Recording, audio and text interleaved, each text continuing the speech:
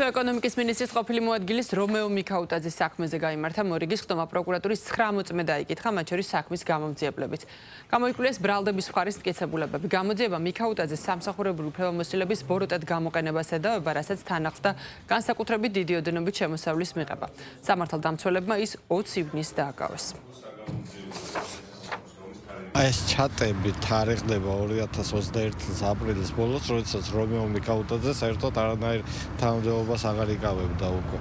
შესაბამისად, ამ ჩატებით გარდა იმისა, რომ ბრალდების მხარე ცდილობს რაღაც ფონის შექმნას, არაფერი არ დასტურდება სხვა.